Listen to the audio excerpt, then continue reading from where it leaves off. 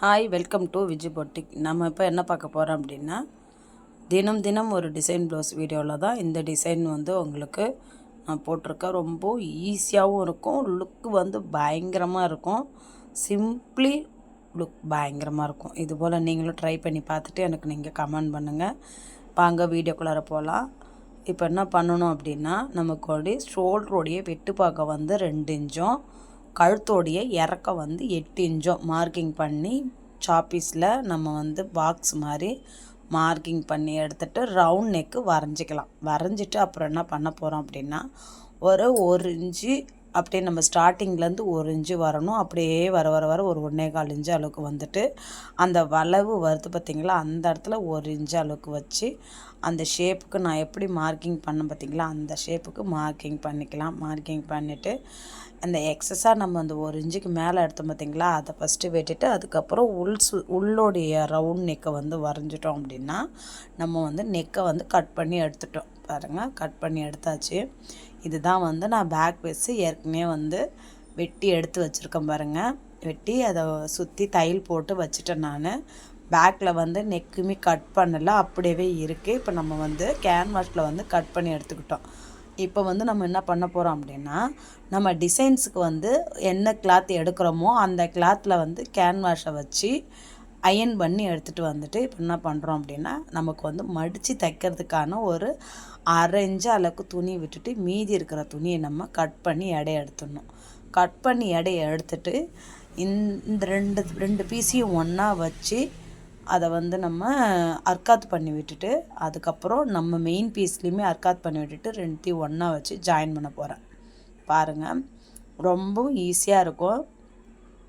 இப்போ தான் டைலர் எனக்கு ப்ளவுஸ் தைக்க தெரியும் சிஸ்டர், ஆனால் எனக்கு டிசைன் ப்ளவுஸ் தைக்கிறதுக்கு தான் கொஞ்சம் நான் பயப்படுறேன் அப்படின்ட்டு நிறைய பேர் யோசிக்க தான் செய்கிறீங்க.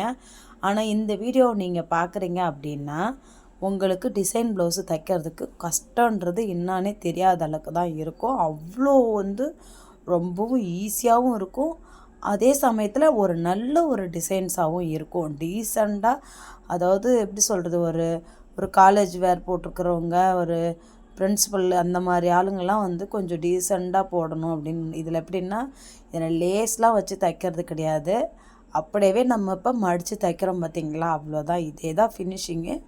அப்போ பார்க்குறதுக்கு லுக்கு பயங்கரமாக இருக்கும். அதனால தான் உங்கள்கிட்ட நான் சொல்கிறேன். ஆனால் தைக்கும்போது உங்களுக்கு அவ்வளோவும் டைமிங் ஆகாது, ரொம்பவும் கம்மியாக தான் ஆகும். அதனால் நமக்கு அது ரொம்ப கம்மியாக ஆகுது, அதனால் நமக்கு ப்ளவுஸ் அது நல்லா இருக்குமா அப்படின்ட்டுலாம் நீங்கள் யோசிக்காதீங்க. நல்லா வேறு லெவலில் இருக்கும். இந்த டிசைன்ஸ் நான் கஸ்டமருக்கு குறைஞ்சது ஒரு 30 பேருக்காச்சும் நான் ஸ்டிச் பண்ணி கொடுத்துருப்பேன். இந்த டிசைன்ஸ் வந்ததுலேருந்து நான் நிறைய பேருக்கு தைச்சி கொடுத்துருக்கேன். எல்லோரும் சொல்கிறது என்னன்னா நல்லா இருக்குது அப்படின்னு தான் சொல்கிறாங்க. யாருமே நல்லா இல்லை, ரொம்ப சிம்பிளாக இருக்குது அப்படின்னு சொல்லலை. இந்த ப்ளவுஸ்க்கு நான் எவ்வளோ வாங்குவேன் அப்படின்னா 400 வாங்குவேன் இந்த டிசைன்ஸுக்கு. அந்தளவுக்கு ஒர்த்தான டிசைன்ஸ் தான் இது, அதனால் பயப்பட தேவையில்ல. ரொம்பவும் ஈஸியாகவும் இருக்கும். நீங்கள் இதை தைச்சி ட்ரை பண்ணி பார்த்துட்டு எனக்கு நீங்கள் கமெண்ட் பண்ணுங்கள். பார்க்குற நீங்கள் பார்க்கும்போதே உங்களுக்கு இந்த டிசைன்ஸ் கஷ்டமாக இருக்கா ஈஸியாக இருக்கான்ட்டு எனக்கு நீங்கள் கமெண்ட் பண்ணுங்கள். அதன் மூலிமா நான் தெரிஞ்சுக்கிறேன். அது பாருங்கள், நம்ம மடித்து தைச்சிக்கிறோம் பாருங்கள். அந்த ஓரத்துலேயே தைச்சிக்கிட்டு வரணும். அந்த கேன்வாஷ் இருக்குல்ல, அந்த ஓரத்துலேயே நம்ம தைச்சிக்கிட்டு வரணும். தைச்சிக்கிட்டு வந்துட்டோம் அப்படின்னா முடிஞ்சிடுச்சு, அவ்வளோதான்.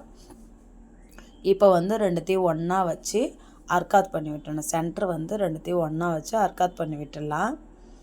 பாருங்கள், அவ்வளோதான். இப்போ நம்ம மெயின் பீஸ்லேயுமே வச்சு அர்க்காத் பண்ணி விட்டுட்டு ரெண்டுத்தையுமே ஒன்றா வச்சு அப்படியே தைக்க போகிறோம். இப்போ என்ன பண்ண போகிறோம் அப்படின்னா, நம்ம அந்த கேன்வாஷ் இருக்கு இல்லையா, அந்த கேன்வாஷில் தையல் படாமல் அப்படியே தைச்சி திருப்ப போகிறோம். அப்படி திருப்பும்போது தான் நமக்கு அந்த நெக்கு நல்ல வளைவு நல்லா ஷேப்பாக எடுத்து கொடுக்கும். அதனால் நீங்கள் அதுபோல் தைச்சி பழகுங்க. ரொம்பவும் ஃபினிஷிங் பக்காவாக இருக்கும். பாருங்கள், இப்போ நம்ம இதை கெட்ட பக்கம் வச்சுட்டு நல்ல பக்கம் மேலே வைக்கணும். மேலே வச்சு இது போல் வச்சுட்டு இப்போ நான் என்ன பண்ணுறேன் அப்படின்னா, நகராமல் இருக்கிறதுக்கு ஃபஸ்ட்டு நீங்கள் பின் குத்திக்குவாங்க. நல்ல எக்ஸ்பீரியன்ஸான ஆளாகவே இருந்தாலுமே நீங்கள் சேஃப்டிக்கு ஒரு பின்னு குத்திட்டு தைக்கிறது ஒன்றும் தப்பு கிடையாது. தைச்சதுக்கப்புறம் எடுத்துகிட போகிறோம், அதனால் ஒன்றும் தப்பு கிடையாது. நீங்கள் ஒரு பின்னு குத்திட்டு நீங்கள் தையுங்க. இப்போ பாருங்கள், அழகாக நம்ம என்ன பண்ணுறோம் அப்படின்னா அப்படியே வச்சு நம்ம அப்படியே அந்த கேன்வாஷுக்கு ஓரத்துலேயே, அதாவது கேன்வாஷில் வந்து தையல் படாத மாதிரி வச்சு நீங்கள் தைச்சிக்கிட்டு வாங்க. அது வந்து உங்களுக்கு ஃபினிஷிங் வந்து நல்லா கொடுக்கும். இது வந்து சின்ன ப்ளவுஸுன்றதுனால நான் அதுக்கேற்ற மாதிரி ரவுண்ட் நெக் வந்து அகலம் வந்து வச்சுருக்கேன். இப்போ வந்து ஒரு 36 இன்ச்சு 38 இன்ச்சு அளவு உள்ள பாடி சுற்ற அளவுக்கு இருக்காங்க அப்படின்னா ஒரு 2.25 இன்ச்சு அளவுக்கு கழுத்தோடைய வெட்டுப்பாகத்தை வைங்க. இறக்கம் வந்து 8 இன்ச்சு ஓகே தான், அதே வச்சுக்கோங்க. அப்போ 2.25 இன்ச்சு நீங்கள் வைக்கிறீங்கன்னும் போது அது உங்களுக்கு தச்சு முடிச்சதுக்கப்புறம் 2.5 இன்ச்சு அளவுக்கு வரும். அது உங்களுக்கு நல்லா அகலமாகவும் இருக்கும், இறங்கவும் இறங்காது. கரெக்டாக உங்களுடைய அளவு தான் அது. அதனால் வந்து நீங்கள் பயப்பட தேவையில்ல. ஷோல்ட்ரு வந்து அகண்டு வரும் அப்படின்ற மாதிரி யோசிக்க தேவையில்ல, கரெக்டாகவே இருக்கும். அதுபோல் நீங்கள் ட்ரை பண்ணி பாருங்கள். இப்போ பாருங்கள், தச்சுட்டு நம்ம ஒரு 1/2 இன்ச்சு அளவுக்கு கேப்பு விட்டு வெட்டி எடுத்துகிட்டு அந்த ரவுண்ட் ஷேப்பு எங்கே வருதோ அந்த இடத்துல வந்து ஒரு அர்க்காத் பண்ணி விட்டுடலாம். எங்கெல்லாம் அந்த ரவுண்ட் ஷேப் வருதோ அங்கெல்லாம் அர்க்காத் பண்ணி விட்டுட்டு, இப்போ நம்ம டிசைனுக்கு ரெடி பண்ணியிருந்தோம் பார்த்திங்களா, அந்த துணியை வந்து மேலே திருப்பி போட்டு ஒரு அமுக்கு தையல் ஒன்று தைக்க போகிறோம், படிமான தையல் தைக்க போகிறோம். அப்படி நீங்கள் தைக்கிறீங்க அப்படின்னா அந்த தையலை வந்து ரொம்பவும் பொடியாக ஆக்கிக்குவாங்க. பொடியாக ஆக்கி நீங்கள் தைக்கும்போது அது வந்து நல்லா ஃபினிஷிங் வந்து நல்லா செம்மையாக இருக்கும். அதுபோல் நீங்கள் ட்ரை பண்ணி பாருங்கள், நல்லாவே இருக்கும். டிசைன் ப்ளவுஸை பொறுத்த வரைக்கும் நீங்கள் எந்த அளவுக்கு வந்து இது போல் நெக்கு திருப்புறதுலையும் சரி தான், லேஸ் வச்சு ஃபினிஷ் பண்ணுறதுலையும் சரி தான். தையல் வந்து சின்ன தையலாக வச்சுக்கோங்க.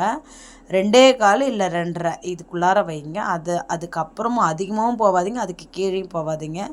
இந்த மாதிரி மிஷினுக்கு மட்டும் நீங்கள் ஜாக்கி இந்த மாதிரி மிஷினுக்கெலாம் நீங்கள் இந்த மாதிரி சைஸ் வச்சாலே ஓகே தான், கரெக்டாக தான் இருக்கும்.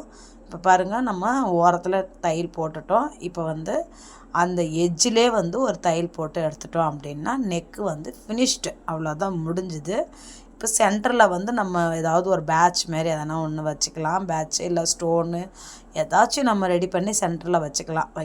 வைக்காததும் நம்மளோட விருப்பம்தான். வேணும்னு நினச்சால் வச்சுக்கலாம், வேண்டாம் அப்படின்ட்டாக்க விட்டுடலாம்.